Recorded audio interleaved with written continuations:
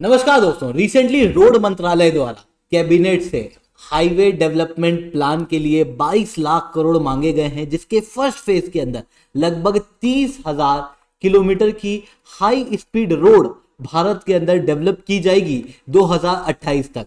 अब यहाँ पर ये जो डेवलपमेंट है ये अपने आप में बहुत ज्यादा सिग्निफिकेंट है। इतना सिग्निफिकेंट है कि इसे मैं शब्दों में बयान नहीं कर सकता, क्योंकि ये पॉलिसी के अंदर एक बड़ा शिफ्ट है। अभी तक क्या होता था कि भारत के अंदर जो रोड के लिए चीजें थी वो मेनली कनेक्टिविटी के लिए थी।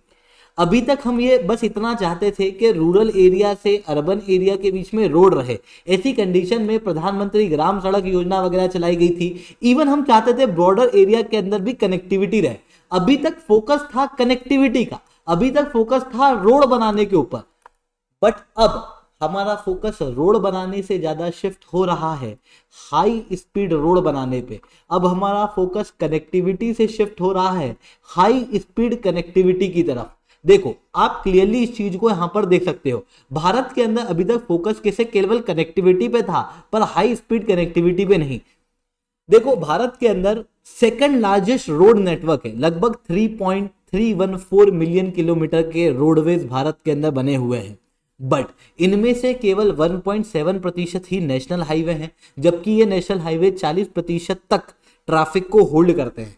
इवन पूरे देश के अंदर भारत में केवल 39,000 किलोमीटर ही हाई स्पीड कॉरिडोर देखने को मिलते हैं, यानी कि हाई स्पीड कॉरिडोर बहुत ही कम मात्रा में है। इवन अगर आप इस आंकड़े से देखोगे तो आप पाओगे कि भारत के अंदर हाई स्पीड रोड नेग्लिजिबल है, जबकि भारत की road density US, China, Brazil से काफ़ी ज़्यादा है। भारत के अंदर रोड डेंसिटी है 0.66, ब्राज़ील में है 0.2, यूएस में है 0.65। भारत के अंदर इसका मतलब ये है कि रोड तो है पर रोड के अंदर स्पीड नहीं है। और इवन नंबर ऑफ व्हीकल के बढ़ने की वजह से लगातार ट्रैफिक वगैरह लगातार बढ़ता हुआ दिखाई दे रहा है। इसकी वजह से प्रॉब्लम क्या हो रही है? प्रॉब्लम ये हो रही है कि हमारे रोड के ऊपर भारी कंजेशन देखने को मिल रहा है। 2-2, 3-3 घंटे तक ट्रक ड्राइवर ट्रैफिक के अंदर ही अटका रहता है। अगर ट्रैफिक से बच भी जाए तो फिर कई सारे क्रॉस बॉर्डर चेक पोस्ट देखने को मिलते हैं, जहां पे पुलिस वाले खड़े रहते हैं। पुलिस वाले रोक लेते हैं, जमाने भर के कागज मांगते हो, कागज मांगने के बाद में फिर पैसा लेते हो, फिर उसको बाद उसको जाने देते हैं। ऐसी कंडीशन में एक एक 1.5 घंटा इन चेक पोस्ट के ऊपर भी एक ट्रक ड्राइवर को लग जाता है। यानी कि एक सामान अगर आपको दिल्ली से मुंबई भेजना है तो उसके अंदर ट्रक के चलने की स्पीड हम लोग एक्सपेक्ट करते हैं 85 किलोमीटर पर आवर, पर एक्चुअल में एवरेज स्पीड केवल 47 किलोमीटर पर आवर की ही देखने को मिलती है। जबकि आप चाइना में देखोगे तो चाइना में एवरेज ट्रक की स्पीड रोड पे 90 किलोमीटर पर आवर है, वहीं यूनाइटेड स्टेट्स के अंदर 100 किलोमीटर पर आवर। ऐसी कंडीशन के अंदर क्लियरली ये दिखाई देता है कि भारत के अंदर रोड के अंदर काफी कंजेशन होने के कारण, करप्शन होने के कारण कई सारे रोड आधे बन के ही रुके हुए हैं। इस कारण से मतलब ऐसे कच्चे रोड दिखाई देंगे, ट्रक वगैरह को ऐसे घूम के जाना पड़ेगा, उसकी वजह से भी टाइम ज़्यादा लग जाता है, जिसकी वजह से भारत में हाई स्पीड कॉरिडोर की भारी कमी हम लोगों को देखने को मिलती है। जबकि भारत के अंदर जिस लेवल का इकोनॉमिक डेवलपमेंट है, उस इकोनॉमिक डेवलपमेंट के आधार पर लगभग 50,000 किलोमीटर के हाई स्पीड रोड होने चाहिए, जहां पर ट्रैफिक का कंजेशन ना हो। 4 लेन 6 लेन बने हुए हों, ताकि ट्रक जो है वो तेजी से वहां पर ट्रेवल कर सकें और हमारे ट्रांसपोर्टेशन टाइम भी बचे, ट्रांसपोर्टेशन कॉस्ट भी बचे। 50,000 किलोमीटर का high speed road corridor Bharat को चाहिए, पर भारत के अंदर अभी केवल 3900 किलोमीटर का ही हाई स्पीड कॉरिडोर है। और इसी स्पीड से हम लोग अगर हाई स्पीड कॉरिडोर बनाते भी रहे तो केवल 11,000 किलोमीटर तक का ही हाई स्पीड कॉरिडोर भारत के अंदर बन पाएगा। ऐसी कंडीशन में भारत को आवश्यकता थी एक रोड प्लान की, क्योंकि हाई स्पीड रोड ना होने की वजह से कई सारी समस्याएं देखने को मिलती है। होता यह है कि अगर एक ट्रक ड्राइवर जो मान लो एक दिन में दिल्ली से मुंबई जा सकता है हाई स्पीड कॉरिडोर के जरिए, उसको एक दिन नहीं लग रहा बल्कि उसको 2 दिन लग जा रहा है। ऐसी कंडीशन में वो फिर 2 दिन का पैसा लेगा। ऐसी कंडीशन में क्या होगा? सीधी सी बात है, लॉजिस्टिक्स कॉस्ट बढ़ेगी, और वो आप भारत के अंदर डेवलपिंग कंट्रियों में वन ऑफ द हाईएस्ट देखने को मिलेगी। जैसे जर्मनी के अंदर 8% है, ग्लोबल लेवल पे logistic cost percentage of GDP के केस में 9% का एवरेज है, पर भारत के अंदर 14% लॉजिस्टिक कॉस्ट होती है परसेंटेज ऑफ एवरेज के मुकाबले, क्योंकि लॉजिस्टिक कॉस्ट ज्यादा है, यानी कि सामान को एक जगह से दूसरी जगह भेजने में, पैकेजिंग में, इनमें पैसा ज्यादा लगता है। ऐसी कंडीशन में ओवरऑल रूप से भारत का प्रोडक्ट महंगा हो जाता है, और भारत का प्रोडक्ट महंगा होने की वजह से ग्लोबल मार्केट के अंदर कॉम्पिटिटिव नहीं बचता। इसी कारण से भारत के लॉजिस्टिक प्लान के अनुसार हम चाहते हैं कि जो लॉजिस्टिक कॉस्ट है परसेंटेज ऑफ जीडीपी के अंदर सिंगल डिजिट में आए, और उस सिंगल डिजिट में लाने के लिए हम लोगों को रिक्वायरमेंट है हाई स्पीड कॉरिडोर्स की।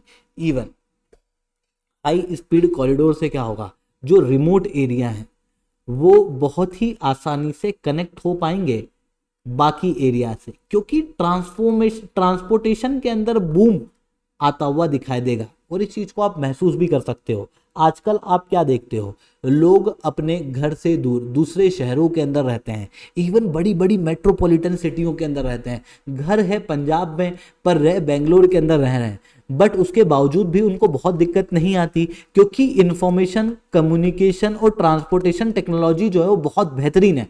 फ़ोन पे घर पे बात कर सकते हो, फ्लाइट के जरिए एक दिन के अंदर अपने घर पहुंच सकते हो, सेफ महसूस कर पाते हैं लोग। आपस में वर्कर का आदान प्रदान दो रीजन के बीच में हो पाता है, इवन सामान का आदान प्रदान भी हो पाता है। क्यों? क्योंकि ट्रांसपोर्टेशन में बूम आया हुआ है। अगर हम इस ट्रांसपोर्टेशन को और फास्ट कर दें तो जो रिमोट एरिया है वहां से कच्चा सामान, ऐसा सामान जो जल्दी सड़ जाता है, वो सामान भी इजीली ट्रांसपोर्ट हो पाएगा। वहीं दूसरी तरफ हमारा प्रोडक्ट ग्लोबल लेवल पे कनेक्ट कॉम्पिटिटिव हो पाएगा। वहीं अगर 4 लेन 6 लेन बना दी जाए, वहां पर proper transportation measure, even road के ऊपर भी प्रॉपर सेफ्टी फीचर्स लगाए जाएंगे, तो फिर सेफ्टी भी मेक श्योर हो पाएगी। इवन बॉर्डर एरिया के अंदर हमारी फोर्सेस को भेजना भी आसान होगा।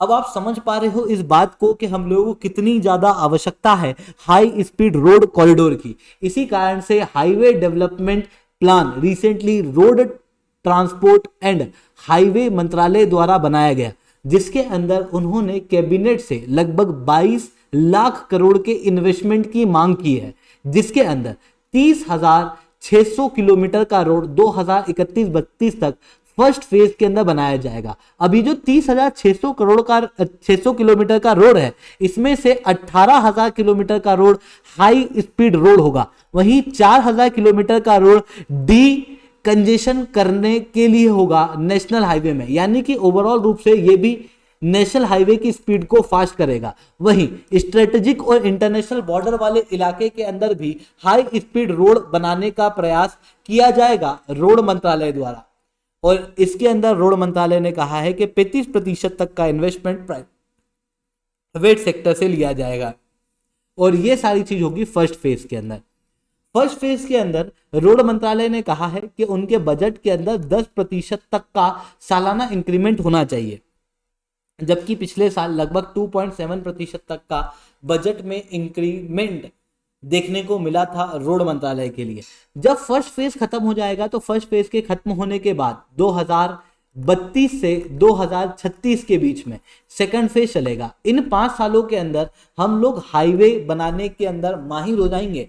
हाई स्पीड रोडवे अब तेजी से बनने लगेंगे। उसके बाद 28,400 किलोमीटर का और हाई स्पीड हाईवे भारत के अंदर बनाया जाएगा, जिसके कारण से ओवरऑल रूप से हाईवे की स्पीड भारत के अंदर बढ़ेगी, ट्रांसपोर्टेशन और ज्यादा बेहतर हो पाएगा, जिसकी वजह से कई सारे बेनिफिट हम लोगों को मिलेंगे। अब आप ये बात समझ पा रहे हो कि यार हाईवे के हाई स्पीड होने से कई सारे बेनिफिट हम लोगों को मिलते हैं, और वो आप महसूस भी कर सकते हो कि आप खुद इन रोडों पे चलते हो, और जब आप खुद इन रोडों पे चलते हो तो आपको लगता है कि अरे यार क्या मतलब एक्सीलरेटर पे तो पाँव ही नहीं दे पाता हूँ, मेरे को बस ब्रेक ही ब्रेक दबाना पड़ता है, इतना ट्रैफिक है, इतना ट्रैफिक है। अपने शहरों के अंदर ही आपको 10 बार तो लोगों गाली देनी पड़ती है, अरे कहाँ से आ रहा है, अरे इधर कहाँ घुस रहा है, ये क्या कर रहा है, वो क्या कर रहा है। इसके पीछे एक मेन कारण है हमारे रोड जो है वो काफी कंजेस्टेड है, और इवन ट्रांसपोर्टेशन के लिए जो है सामान वो शहरों के बीच में से जाता है, मतलब ट्रक वगैरह शहरों के बीच में से जाते हैं। तो ऐसी कंडीशन में जो शहर है वहां पर ट्रैफिक वगैरह और ज्यादा लगता हुआ दिखाई देता है। इसी कारण से ट्रक ड्राइवर जनरली प्रीफर करते हैं रात को ट्रेवल करना। तो क्यों ना हम लोग ऐसा करें कि जो कंजेस्टेड इलाके हैं या फिर ये जो ऐसे इलाके हैं जहां पर ट्रैफिक वगैरह ज्यादा लगता है, वहां पर हम ब्रिज बना दें, ताकि ट्रक वगैरह ऊपर से निकल जाएं और जो उस एरिया के अंदर काम करने वाले लोग हैं वो नीचे से निकल जाए, जिसके कारण से ट्रैफिक कम हो।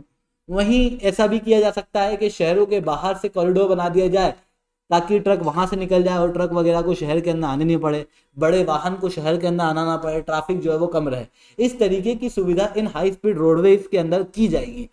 अब ये चीज काफी बेनिफिशियल तो है, तो फिर हम इसको बना क्यों नहीं पा रहे? अभी तक हमारे पास 3900 किलोमीटर की ही रोड क्यों है? इसके पीछे एक सिंपल सा कारण है, क्योंकि कई सारे चैलेंजेस देखने को मिलते हैं। सबसे बड़ा चैलेंज है कि हाई स्पीड रोडवे के अंदर 4 लेन 6 लेन बनानी पड़ती है, बहुत चौड़े रोड होते हैं।